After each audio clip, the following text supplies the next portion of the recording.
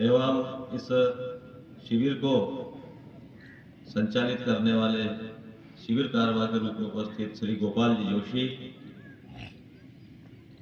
एवं आज के इस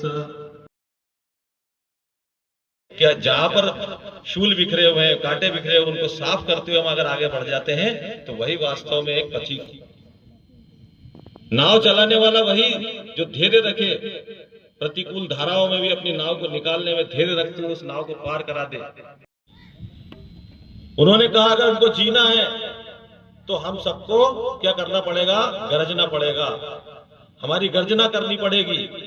ये नहीं कि गधा खेलो पर हिंदू मत कहो, हिंदुओं को एक करना मेंढकों को तोलने के बराबर। इस प्रकार की जो एक प्रचलन था, बात बात में लोग कहते थे कि हम हिंदू क्या एक हो सकते हैं, उस हिंदू समाज का संगठन करने के लिए उन्होंने ये कार्य प्रारंभ किया और अपने संगठन तंत्र से, और वह संगठन तंत्र कौन सा? अपनी शाखा पद्धति, और उसी शाखा पद्धति का जो आपने प्रकट कार्यक्रम किया तो उसमें समता का प्रदर्शन अभी हमने किया। तो ये समता का प्रदर्शन हमको सिखाता है, संगच्छध्वम संवदध्वम संवोमनांसि जानताम देवा भागे यथा पूर्वे संजानाना उपासते। साथ साथ चलो, कदम से कदम मिला करके चलो, मन से मन को मिला करके चलो। अगर आप ऐसा करते हैं तो जिस प्रकार ने देवताओं ने अपने भाग को प्राप्त किया उसी प्रकार हम कुछ प्राप्त कर सकते हैं। ये उस समता से हमको सिखाया। खेल खेल में कबड्डी से ये सिखाया कि अगर कबड्डी में खेलते खेलते मरते हैं तो जी भी सकते हैं, ना पुनर्जन्म। लाठियों का अभी हमने दंड का संचलन देखा तो कितनी हमारे लिए उपयोगी है। नियुद्ध का हमने यहाँ पर प्रदर्शन देखा कि बिना शस्त्र के भी हम अपना दुश्मन का प्रतिकार कर सकते हैं। इस प्रकार की एक पूरी संघ सृष्टि की रचना उन्होंने अपने रहते हुए की और उनके चिंतन और दर्शन ने और उनके संगठन तंत्र ने इतने कार्यकर्ताओं को खड़ा किया कि एक दीप से जला दूसरा जलते दीप अनेक। अर्थात एक कार्यकर्ता से अनेक कार्यकर्ता जब अपना समय देकर के निकलने लगे तो ऐसे अनेकों संघ किरण को फैलाने के लिए अगणित मौन तपस्वी बन करके, साधक बन करके ऐसे कई दीप अन्य अन्य क्षेत्रों पर जाकर के अपने काम को खड़ा किया और व्यक्ति निर्माण के काम में लग गए। क्योंकि हमारे यहाँ कहा गया है कि सबसे अगर पृथ्वी पर कोई महत्वपूर्ण है तो वह है व्यक्ति। क्योंकि जैसा व्यक्ति होता है वैसा परिवार बनता है, जैसा परिवार होता है वैसा समाज बनता है, और जिस प्रकार का समाज होता है उसी प्रकार के राष्ट्र का निर्माण होता है। तो हमारे राष्ट्र का निर्माण अच्छा हो तो ऐसे व्यक्तियों का निर्माण करना है।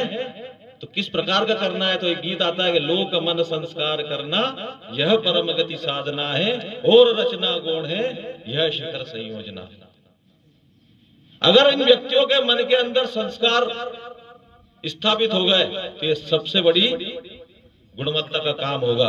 व्यक्ति के निर्माण में सबसे बड़ा काम है तो वह संस्कार। तो इस प्रकार के संस्कार युक्त लोग अगर खड़े होंगे तो वैसा ही समाज बनेगा, परिवार बनेगा, राष्ट्र बनेगा। और उसको करने के लिए एक शाखा उन्होंने प्रारंभ की और शाखाओं के माध्यम से अपने रहते हुए उन्होंने संपूर्ण भारतवर्ष जो अखंडित था, जो सिर्फ पाकिस्तान और बांग्लादेश थे, वहां तक संघ के कार्य को पहुंचाने का काम परम पूजनीय डॉक्टर हेडगेवार। इन्हें 60 के दशक तक व्यक्तियों के निर्माण का काम करते करते जगह जगह ऐसे कार्यकर्ताओं को भेज करके और एक संघ को स्थापित करने का काम किया। और उसके बाद जो द्वितीय सरसंघचालक जिनका चित्र लगा हुआ है परम पूजनीय श्री गुरु जी, उन्होंने कहा कि हमारे पास इतने अच्छे अच्छे कार्यकर्ता तो हैं लेकिन इनका नियोजन भी करना पड़ेगा। इनकी जो उपयोगिता है इसको कहां हम उपयोग कर सकते हैं, कहां पर इनको पहुंचा सकते हैं। तो जो संघ रूप में गंगा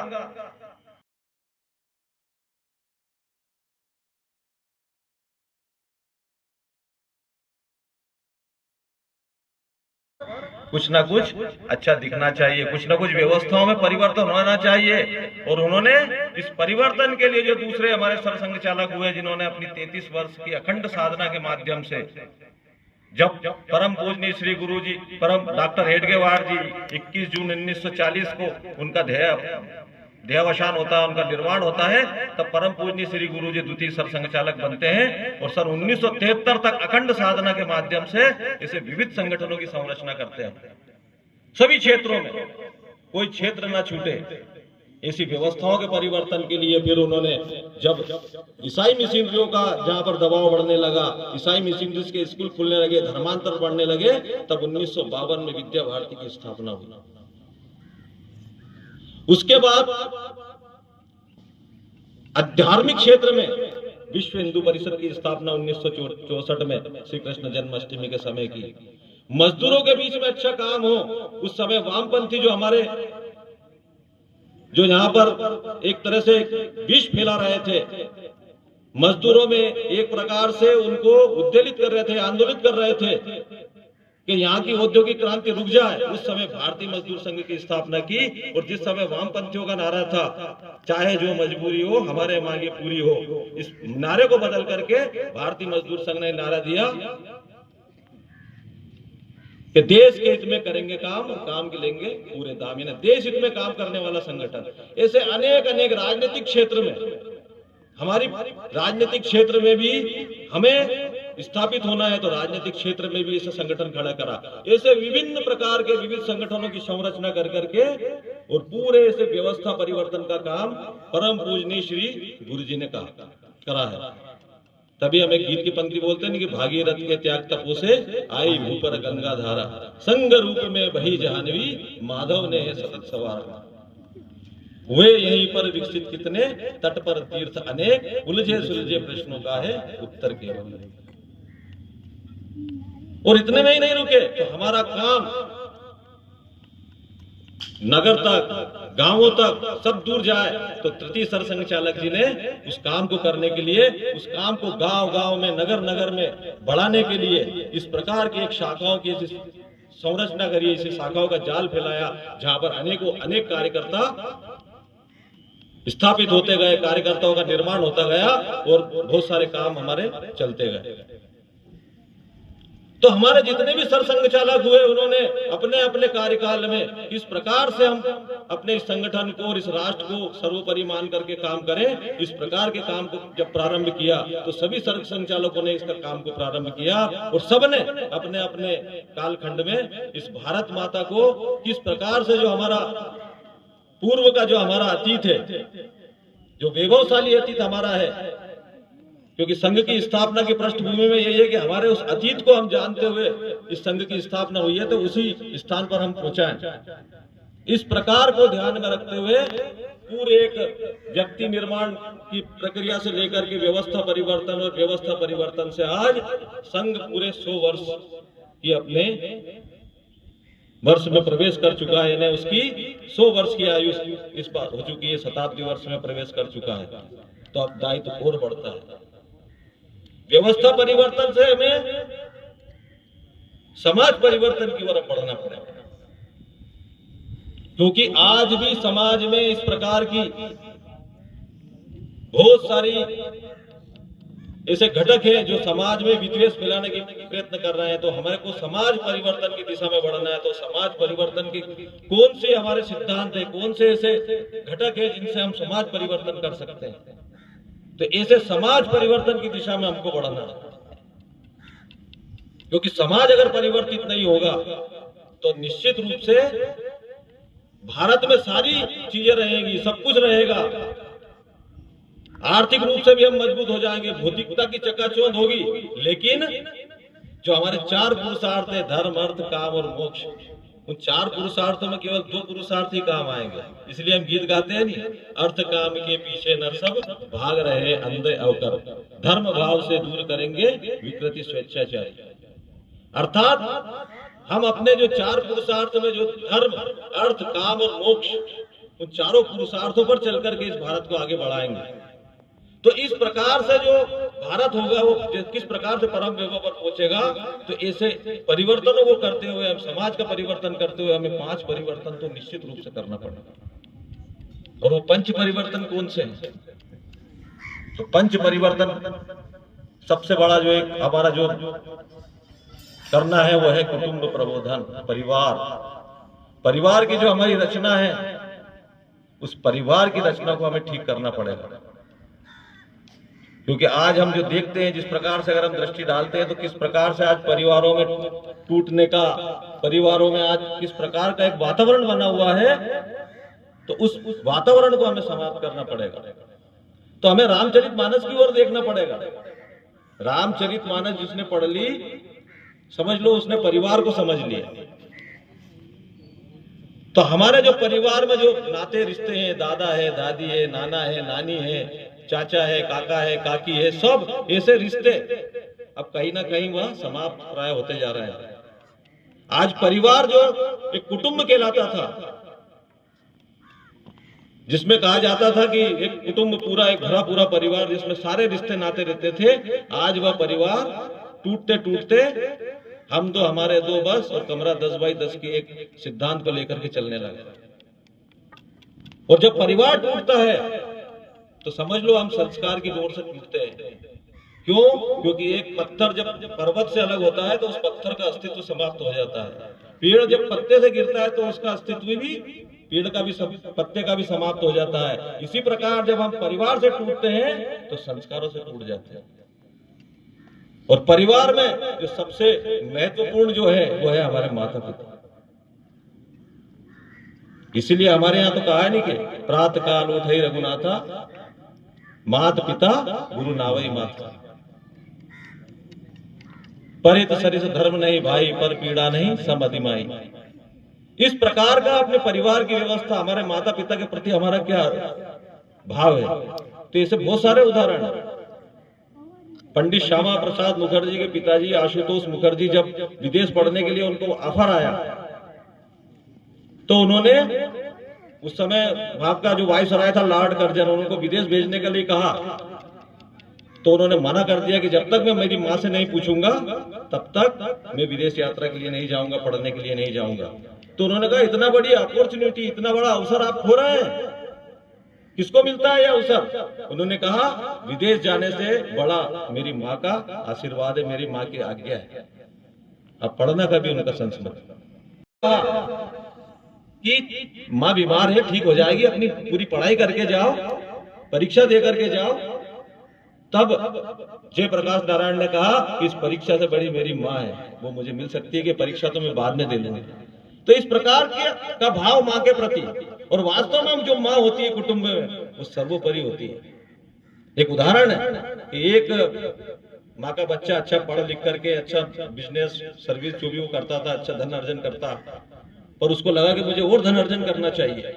तो उनकी माँ कुछ कम पढ़ी लिखी थी, तो वो एक बार माँ के पास गया कि माँ मैं कुछ और अच्छा करना चाहता हूँ। तो उन्होंने क्या करना चाहता है बेटा? तू कर सकता है, तेरे में जो क्षमता है उस क्षमता का उपयोग कर और कर। कि नहीं माँ तेरी आज्ञा मुझे चाहिए। कि बेटा मेरी तो आज्ञा है, लेकिन एक सीख भी है उसमें। कि वो क्या है? कि सीख यह है कि जब मैं प्रतिदिन तेरे कक्ष में जाती हूँ और जब सोता हुआ मिलता है तो मुझे बहुत आनंद आता है कि तू बहुत चैन की नींद सोया हुआ है। लेकिन तू कोई ऐसा काम करे और मैं तेरे कक्ष में जाऊं और तू मुझे जागता हुआ मिले, तो ऐसा काम मत कर। ये कितनी बड़ी सीख माँ ने दी, कितनी बड़ी सीख पिता अपने पुत्र को देता है कि जब पतंग उड़ती है तो पुत्र कहता है कि पिताजी इसको ढील दीजिए ना, आप बार बार इसको खींच क्यों रहे हैं? तो पिता समझाता है बेटा ये डोर से बंधी हुई है, अगर मैंने इसको ज्यादा ढील दी तो ये कहीं पर भी जाकर निर्जन वन में जाकर के गिर जाएगी, फिर इसका कोई अस्तित्व नहीं रहेगा। या तो ये किसी पेड़ में उलझेगी या किसी खंबे में उलझेगी या किसी निर्जन जगह जाकर के गिरेगी। तो मैं इसलिए इसको जब लगता है कि इसको ढील आप नहीं देना चाहिए तब मैं खींचता हूं। इसी प्रकार बेटा जब हम तुम्हें डांटते हैं तो उसमें प्रेम होता है। तुम्हें लगता है कि हमारी डांट में तुम्हें दुख होता है, लेकिन उस डांट में प्रेम छुपा होता है, और वह प्रेम है संस्कारों की डोर। तो एक माँ और पिता, फिर सास और बहू का कितना अच्छा संबंध होना चाहिए। अभी मैं बैठा हुआ था तो यहाँ ब्राह्मण गांव में तो एक बहुत अच्छी विशेषता है। अभी बता रहे थे कि यहाँ पर तो जो पर घर से, जो आंटी घर से, जो अपने घर से आती है बहुएं, उनको भी अगर उसको पढ़ाई की इच्छा होती है तो पढ़ाया जाता है। बहुत अच्छी बात है, बहुत ही अच्छी विशिष्टता है। और अपने यहाँ तो लिखा है दशरथ जी कहते हैं जब पांचों उनके चारों पुत्रों की बहू आती है तो रामचरितमानस में शोभा ही है कि बधु लरिकन पर घर आई राघव नयन पलक की नाई। पर घर से जो वधुएं आई हैं, बहुएं आई हैं, वो पर घर से आई है, उनको इस प्रकार से रखना जैसे आंखों की रक्षा ये पलकें करती है। अगर ये पलक ना हो तो आंखों की रक्षा नहीं हो सकती। तो इस प्रकार से सास और बहुओं का संबंध होना चाहिए। लेकिन हम देखते हैं आज सास और बहुओं का संबंध क्या है। कितने सारे तलाक के जो केस आते हैं, अगर हम उसको प्रैक्टिकली देखें तो बहुत सारी ऐसी बातें हैं। तो हमारे जो ये इस प्रकार का जो परिवार है, हमारा परिवार कैसा होना चाहिए, तो उसके लिए जिम्मेदार भी तो हम हैं। हमारे जो 5 ऋण है परिवार के, वो हमको पूरे करना चाहिए। सबसे पहला ऋण है ऋषि ऋण। वह ऋषि ऋण क्या है? वह ऋषि ऋण है कि हम हमारी जो संतति है, हमारी जो आने वाली पीढ़ी है, उसको हमारी सारी जो धार्मिक पुस्तकें हैं, सारी मान्यताएं, परंपराएं हैं, उन सबको समझाएं, उन परंपराओं को और विकसित करवाएं, उन परंपराओं पर चलने का काम करवाएं। ये ऋषि ऋण है। इस ऋषि ऋण से हम मुक्त होते हैं।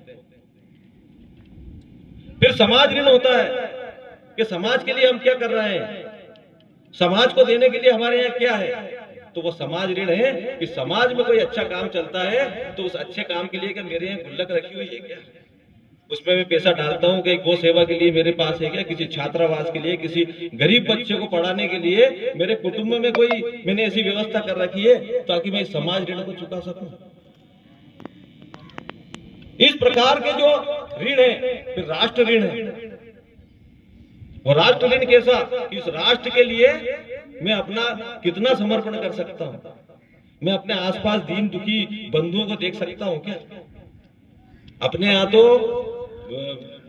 ऐसी व्यवस्था है कि सेवा के लिए कहीं ऐसा कर लगता है कि राष्ट्र में जो चीज की आवश्यकता है उसको हमको पूरा करना है।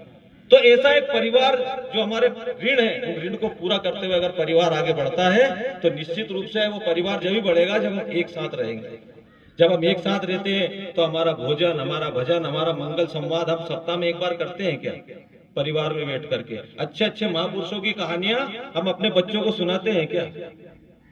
आज का बच्चा अगर उससे बात करोगे तो अंग्रेजी में पोएम सुना देगा, लेकिन छत्रपति शिवाजी महाराज, राणा प्रताप, भगवान राम, कृष्ण के बारे में वो बता नहीं पाता। तो ये हमारा कर्तव्य बनता है कुटुंब के मुखिया का। इसलिए तो तुलसीदास जी ने कहा ना कि मुखिया मुख सो चाहिए, खान पान को एक, पाले पोसे सकल अंग, तुलसी सहित विवेक। तो जो घर का मुखिया है वो मुख के समान है, वो जैसा करेगा वैसे जो अंग है ये विकसित होते हैं। इसी प्रकार हमारा परिवार तभी विकसित होगा जो वहां का मुखिया अपने परिवार में एक एक परंपराओं का मान रखवाते हुए और आगे बढ़ेगा। इसलिए अपने कहा कि परंपराओं का प्रवाह कभी न खंडित होगा, पुत्रों के बल से ही तो माँ का मस्तक मंडित होगा। तो ऐसी परंपराओं का सिखाने का काम कौन करेगा? जो हमारे बड़े बुजुर्ग है, दादा है, दादी है। दादी का बटुआ ही गायब हो चुका है। दादा दादी के पास बैठने का समय नहीं है, मोबाइल में लगे रहते हैं। लेकिन उसके लिए भी समय निकालो, उनके साथ बैठो, उनके साथ जो उन्होंने अनुभव है उन अनुभवों को ध्यान करो, उन अनुभवों के साथ चलने का प्रयत्न करो। तो ऐसा एक हमारा परिवर्तन है कि किस प्रकार से हम अपने परिवार को संयुक्त रखें। अगर हम साथ साथ एक छत में नहीं रहते हैं लेकिन उसके बाद भी साथ साथ तो रह सकते हैं, कभी साप्ताहिक हम मिल सकते हैं, मंगल संवाद कर सकते हैं। इस प्रकार का अपना परिवार होना चाहिए। यह है पहला परिवर्तन। क्योंकि अगर परिवार ठीक है तो समाज भी ठीक होगा। और दूसरा परिवर्तन है जो सबसे ज्यादा आवश्यकता है, वो है हमारी समरसता, छुआछूत, सामाजिक समरसता। आज अगर हम देखें तो सबसे ज्यादा ये जाति जनगणना, इस प्रकार के पूरे समाज को तोड़ना, किस प्रकार से जातियों में भेद करना, ऐसी जो षड्यंत्रकारी बातें चल रही हैं, इन षड्यंत्रकारी मान्यताओं को समाप्त करना है, इन भावनाओं को समाप्त करना है कि कौन ऊंचा कौन नीचा, भ्रांति है सब धारणाएं, तोड़ना होगी हमें सब ये षड्यंत्रकारी मान्यताएं। एक रक्त प्रवाह सब में एक ही आराधना, एक समता प्रेरणा है पंथ की नवचेतना। एक समता प्रेरणा है, सब में एक रक्त है, कोई ऊंचा नहीं है, कोई नीचा नहीं है, कोई हरिजन नहीं, कोई गिरिजन नहीं। हम सब इस भारत माँ के पुत्र हैं, हम सब हिंदू हैं, हम सब सनातनी हैं। इस प्रकार का भाव, सामाजिक समरसता हमारे अंदर होना चाहिए। और हमारे यहाँ तो रामचरितमानस में बताया है, रामचरितमानस को उठा करके देख लो, रामचरितमानस में भगवान राम ने कहां पर भेद किया? केवट की नाव में बैठे उसे गले लगाया, निषाद को गले लगाया, माता शबरी के बेर खाए। भगवान को मानते हैं, भगवान की मानेंगे नहीं, ये क्या भाव? अरे जब हम भगवान को मानते हैं तो भगवान की मानना भी चाहिए। जब तो चौपाई निकली है कि बेर नहीं का उसन कोई राम प्रताप, विषमता कोई सब जन करहु परस्पर प्रीति, चले स्वधर्म निरत श्रुति नीति। अरे आपस में काहे का बेर? मत बेर करो, समताओं का विकास करो, अपने अंदर की जो भी खटास है उसको मिटाओ, अपने धर्म और अपने ज्ञान के माध्यम से एक अच्छे सत्मार्ग पर चलने का काम करो, तभी यह संस्कृति और यह सनातन उच्च स्थान पर पहुंचेगा। रामचरितमानस में सब चौपाइयां है, लेकिन हम भगवान को मान रहे हैं, ग्रंथों को मानते हैं, पर ग्रंथ में लिखी हुई बात को हम मान नहीं रहे। इसलिए ये सामाजिक समरसता का जो आज छुआछूत का जो जहर है वो समाप्त करना पड़ेगा। उसके लिए क्या करना है? तो हमारे आसपास के जो बंधु हैं, जिन्हें हम उस दृष्टि से देखते हैं, उस दृष्टि से देखना बंद करना पड़ेगा। उनके यहाँ हमें जाना आना प्रारंभ करना पड़ेगा, उन्हें अपने यहाँ बुलाना प्रारंभ करो, उनके साथ एक हृदय से संबंध तो रखो, वो तो सब कुछ देने के लिए तैयार है। और हमारे यहाँ तो परंपरा रही है कि गांव की जब बेटी होती थी उसका विवाह होता था तो पूरे गांव की बेटी है। आज भी परंपरा यहाँ तो होगी, मेरे ख्याल से निश्चित होगी, क्योंकि मैं जो जानता हूँ इस क्षेत्र कि गांव की बेटी की विवाह में, गांव के किसी भी कार्यक्रम में संपूर्ण गांव एक साथ होकर के चलता है। यह है सामाजिक समरसता। तो इस प्रकार की सामाजिक समरसता के माध्यम से हम अपने इस परिवर्तन करते हुए इस काम को आगे बढ़ाएंगे। और कैसा समाज बनाएंगे कि समतामय सारा समाज हो, ममतामय हो जीवन, इसी ध्येय को पूरा करने अर्पित कर दो तन मन धन। तो ऐसा सामाजिक समरसता हमारे घर में संत रविदास जी का चित्र हो, महर्षि वाल्मीकि जी का चित्र हो, बाबा साहब अम्बेडकर जी का चित्र हो। हमारे यहाँ अन्य चित्रों के साथ इन चित्रों का भी हमको मान देना चाहिए, क्योंकि इन्होंने अपने जीवन में रहते रहते बहुत सारा समर्पण किया। तो इस प्रकार से एक परिवर्तन सामाजिक समरसता है। और तीसरा परिवर्तन है पर्यावरण, जो आज की महत्वपूर्ण आवश्यकता है। क्या मेरा घर हरित घर है क्या? हाँ, मेरे घर में पूरा स्थान नहीं है कि मैं वहां बगीचा बना सकूं, लेकिन मैं हरित घर करने के लिए क्या वहां ऐसे ऐसे पौधे लगा करके मैं आसपास करता हूं? क्या मैं पर्यावरण के नाम पर जल का संरक्षण करता हूं? क्या व्यर्थ पानी तो नहीं बहता कहीं? मैं अपने घर को प्लास्टिक मुक्त बनाना चाहूंगा।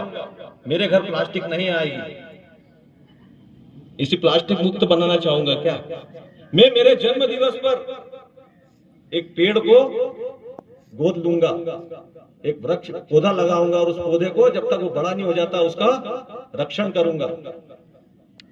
क्योंकि जब हमने कोरोना काल में देखा है कि जब ध्यान में आया कि ऑक्सीजन कितनी महत्वपूर्ण होती है, लोगों ने उस ऑक्सीजन के लिए क्या क्या नहीं, कितना पैसा वो देने के लिए तैयार थे। तो हमें इस पर्यावरण को बचाना है। पर्यावरण को बचाएंगे तो हमारा कल बचेगा। तो हमें प्लास्टिक मुक्त भारत बनाना है, हमारा प्लास्टिक मुक्त गांव बनाना है। हमें जल का संरक्षण करना है। लाइट उतनी ही जलाएंगे जितनी आवश्यकता है, पेड़ लगाएंगे, हरा भरा करेंगे। इस प्रकार से इस पर्यावरण की रक्षा करेंगे, क्योंकि पर्यावरण अगर शुद्ध है तो सब कुछ शुद्ध है। नहीं तो दिल्ली के बारे में हम सुनते हैं कि क्या हालत हो जाती है, सांस लेना कठिन हो जाता है। हम तो बहुत सुखी है कि इस सुंदर स्थान पर बैठे हैं, लेकिन नगरों में जाकर के देखो कि पर्यावरण, दूषित पर्यावरण के माध्यम से किस प्रकार की स्थिति है। तो इस पर्यावरण की रक्षा करना किसका कर्तव्य है? तो हमारा कर्तव्य है। कोलगेट उस मालिक का नाम है जिसकी पूरी जो उद्योग था वो नष्ट हो चुका था, लेकिन उन्होंने चर्च में जाकर के कहा कि अगर मैं बस उद्योग लगाता हूं तो वहां के पादरी ने कहा कि तुम ये जो मंदिर बनाने का काम करो और इसका जो आधा हिस्सा है चर्च में दान करो। तो आपका जो दिया हुआ पैसा, जो आप कोलगेट खरीद करके लाते हो, उस कोलगेट का पैसा ईसाई अपने धर्मांतरण में, अपने हिंदू बंधुओं को, वनवासी बंधुओं को धर्मांतरित करने में करते हैं। लेकिन हमारे ध्यान में आता है मंजन, तो तुरंत कोलगेट। इसका ध्यान रखना है कि हमारे यहाँ निर्मित हुई वस्तुएं कौन कौन सी है। जब हम हमारे यहाँ की निर्मित वस्तुओं का उपयोग करते थे तब भारत की जीडीपी 33% थी, और आज भारत की अर्थव्यवस्था 8% से भी कम है। जब संपूर्ण विश्व हमसे सामान लेता था, हमारी भाषा, भूषा, भोजन, भजन सब दूर एक तरह से विशिष्टता को लिए हुए थे। नहीं तो मैं, आप बताइए, कहीं पे 56 भोग की थ्योरी है क्या किसी देश की? केवल एक भारत है जो 56 भोग अपने भगवान को लगाता है। कहीं के देश में सुना है वो 56 प्रकार के व्यंजन परोसते हैं? किसी उनके ईश्वर को देखा है मुकुट को सोने चांदी से लदे हुए? अपने यहाँ की भाषा इतनी उन्नत, अपने यहाँ की भाषाओं से वहां की भाषाओं का निर्माण हुआ, तो ऐसी भाषा, भूषा, भोजन, भजन हमारे यहाँ का कितना उन्नत था। तभी तो एक राजस्थान में एक लोकोक्ति चलती है कि जब दुनिया में मिनक जनाब और नांगा ऊंचा डोले है, तब भारत का टावरिया वेदरा मंत्र बोले। जब पूरी दुनिया नंगी घूमती थी, पेड़ों की छाल लपेट के घूमती थी और कुछ भी मार करके खाती थी, उस समय भारत का जो छोटा सा बच्चा भी वेदों के मंत्र बोलता था, अच्छा भोजन करता था, अच्छा भजन करता था, अच्छी भाषा बोलता था और अच्छी वेशभूषा पहनता था। इस प्रकार की हमारी स्वदेशी जीवन शैली थी, और उस स्वदेशी जीवन शैली से संपूर्ण विश्व में हमारे यहां से सामान जाता था। संपूर्ण विश्व में हमारी जय जयकार होती थी, इसलिए हम 33% जीडीपी के चलते थे। हमारी स्थापत्य कला आज देख लो, हमारा विमान शास्त्र देख लो, हमारा गणित देख लो, हमारा ज्योतिष देख लो, हम कहां कम थे। लेकिन हम अपने स्वदेशी जीवन को भूल गए, पाश्चात्य की ओर बढ़ गए। उस पाश्चात्य संस्कृति की ओर बढ़े, उसका परिणाम हुआ कि हम अब हमारी संस्कृति को भी ढूंढने लगे। तब एक कवि ने एक बहुत अच्छी कविता लिखी कि संस्कृति और साहित्य को लग गया है कांटा, जैसे बूढ़े गाल पर कोई युवा मारे चाटा। युवा मारे चाटा रेंप पर क्या फैशन है, अंग उगाड़े कला, कहते हैं यही मेरा नेशा है। कौन पढ़े पुस्तकें यहाँ पर, समय सभी का फिक्स, कर्णप्रिय संगीत में भी घुसा दिया रिमिक्स, सभी के तन मन डोल रहे हैं, हम मन महसूस कर खड़े हैं, वो क्या क्या बोल रहे हैं, वो मतलब पाश्चात्य संस्कृति के लोग। इसलिए चेते जागे, छोड़े सारे नकली भेष, वरना ढूंढते रह जाएंगे कहां संस्कृति शेष। हमारी संस्कृति को ढूंढना पड़ेगा अगर हमने अपनी स्वदेशी जीवन शैली को नहीं अपनाया। और अगर हम हमारे भारत के निर्माण की उत्पादों को अगर हम संभालते हैं, संरक्षित करते हैं, उसका उपयोग करते हैं, तो आज हम भारत, हमको विश्व गुरु बनने से कोई नहीं रोक सकता, और उस राह पर हम बढ़ चुके हैं। आज का जो नेतृत्व है इस राह पर आगे बढ़ चुका है कि ये जो भारत में निर्मित होगी, उस Bharat local, vocal for local, मतलब हमारे यहाँ की चीजों का हम अधिक से अधिक उपयोग करें। तो इसी स्वदेशी जीवन शैली को अपनाना पड़ेगा, अपने अतीत को पहचानते हुए अपनाना पड़ेगा। हम अटल जी, भारत रत्न अटल जी को मानते हैं, लेकिन अटल जी ने जो कविता की है उसको नहीं मानते हैं। अटल जी ने बोला नहीं, एक कविता उनकी सुनी होगी कि हम अपने अतीत को जाने, आत्मशक्ति का निश्चय ठाने, पड़ी हुई झूठी शिकार को सिंह नहीं जाते खाने। ये जो पाश्चात्य संस्कृति की जो झूठी शिकार है, उसको जो शेरों का देश है, सिंह जिसके दांत एक छोटा सा बालक गिन लेता था, वो सिंह अगर क्या पाश्चात्य संस्कृति की झूठन खाने जाएगा? तो हम अपने अतीत को जाने, आत्मशक्ति का निश्चय ठाने, पड़ी हुई झूठी शिकार को सिंह नहीं जाते हैं खाने। सभी कीर्ति ज्वाला में जलते हैं, हम अंधियारों में जलते हैं, एक हाथ में सृजन तो दूजे में प्रलय लिए चलते हैं। आंखों में विभो के सपने, पग में तूफानी सी गति हो, राष्ट्रभक्ति का ज्वार न थमता, फिर आए जिसकी हिम्मत हो। उस राह पर हमको चलना है। फिर किसी की हिम्मत नहीं होगी कि हमारे देश की तरफ आंख उठा करके देखे, जैसे इजराइल की ओर कोई आंख उठा करके नहीं देखता, क्योंकि वो अपने स्वदेशी जीवन को अपनाता है। जापान की तरफ कोई नहीं देखता, क्योंकि वो अपने यहाँ की बनी हुई चीजों का उपयोग करता है। अगर वहां पर कोई चीज उपयोग नहीं है, तो वहां का प्रत्येक नागरिक कहता है कि इस चीज को हमने छोड़ा। जब तक ये हमारे देश में उत्पादित नहीं होगी, तब तक हम इसका उपयोग नहीं करेंगे। इस प्रकार का नागरिक बनना पड़ेगा, स्वदेशी जीवन शैली को अपनाना पड़ेगा, हमारी भाषा को अपनाना पड़ेगा। आज हम अंग्रेजी की ओर दौड़ पड़े हैं। हम कॉन्वेंट को न जाने क्या समझते हैं। कॉन्वेंट का सीधा सीधा अर्थ है, अगर आप कभी गूगल पे जाओ तो ब्रिटेन में कॉन्वेंट का मतलब जो लिव इन रिलेशनशिप में जो लड़के लड़की रहते थे, उनसे जो संतान पैदा होती थी, उनको उस अनाथालय में डालने वाले का नाम कॉन्वेंट। हम अपने बच्चों को क्या पढ़ा रहे हैं? गूगल सर्च करना, कॉन्वेंट का मतलब क्या होता है। ऐसे लोगों को ब्रिटिश में ऐसे थी, तो उन बच्चों को कहां रखें? तो कॉन्वेंट में रखा जाता है। हम हमारी मातृभाषा, हम हिंदी में हस्ताक्षर क्यों नहीं करेंगे? हम बैंक में हमारे हस्ताक्षर हिंदी के होंगे, वरना जो ये उल्टी वाणी है नहीं अंग्रेजी, तो एक बहुत अच्छी, एक मालवी में एक बहुत अच्छा हास्य व्यंग है कि एक लड़के को अंग्रेजी का भूत चढ़ा बचपन से ही, मैं तो अंग्रेजी पढ़ूंगा और अंग्रेजी पढ़ने और उसको बाहर पढ़ने के लिए भेजा। अब वो हर बात अंग्रेजी में करे, गांव में आया तो अंग्रेजी में, तो गांव वालों ने की भैया हमारी भाषा में बात कर ले यार, क्यों अंग्रेजी में पटर पटर करता है। पर वो नहीं माने, वो तो जो बात हो अंग्रेजी में। तो किसी रहते नहीं गांव में जो समझदार लोग रहते कि यार इस वाणी को मांडो कर दो यार, इसका विवाह कर दो तो सुधर जाएगा, इसकी पत्नी आएगी तो सुधार देगी। अब उसकी पत्नी आई तो वो भी बेचारी कम पढ़ी लिखी आई, अब वो जो कम पढ़ी लिखी आई तो वो भी नहीं समझा, उससे भी वही अंग्रेजी में चटर पटर। अब वो क्या हुआ कि बाहर काम करने के लिए गया और वहां पड़ा बीमार। अब बाहर कौन ध्यान रखे, तो गांव की याद आई, गांव आया। अब उसकी पत्नी से हर बात वो अंग्रेजी में ही मांगे, हर चीज को अंग्रेजी में मांगे, परेशान हो गए। अब वो इतना बीमार हो गया कि रात में उसने एक खटिया पकड़ ली, तो एक रात को उसके साथ एक घटना हुई, उसको लगी प्यास, घबराहट हुई होगी और वो चिल्लाया वाटर वाटर वाटर वाटर। अब उसकी जो पत्नी थी उसे मालूम नहीं था कि वाटर मतलब क्या, और चिल्लाते चिल्लाते उसका देहावसान हो गया, मतलब उसका अंत हो गया। अब सब सुबह जब इकट्ठे हुए लोग आसपास इकट्ठे होते तो कुछ महिलाएं भी इकट्ठी होती, तो कुछ समझदार महिलाएं थी कि बेटा क्या हुआ था, ऐसा क्या हुआ, एकदम से चला गया, क्या बोला, कुछ अंत में कुछ बोला क्या, तो कि हाँ चिल्लाए तो थे वाटर वाटर वाटर, पर मुझे कुछ समझ में नहीं आया। तो एक वो पढ़ी हुई लड़की, पढ़ी लिखी लड़की बैठी हुई थी कि भाभी वाटर मतलब पानी नहीं रखा था क्या, वहां क्या पानी तो रखा था खाट के नीचे। तो फिर एक बुजुर्ग महिला बोली कि पियो गए परदेश ने सीखने आए उल्टी वाणी, और वाटर वाटर चिल्ला के मर गया और खटिया के नीचे रखा था पानी। यानी मैं ये नहीं कह रहा हूं अंग्रेजी का विरोध करो, उसका उतना ही उपयोग करो जितना अपने को आवश्यकता है। इसलिए हमारी भाषा, हमारी भूषा, हमारी स्वदेशी जीवन शैलियों को हमको अपनाना। और यह है चौथा परिवर्तन। और पांचवा परिवर्तन है नागरिक शिष्टाचार। अगर हम इस देश के नागरिक हैं तो यहाँ के मौलिक अधिकारों का उपयोग करने के लिए क्या हम अपने कर्तव्यों को भी ध्यान में रखते हैं क्या?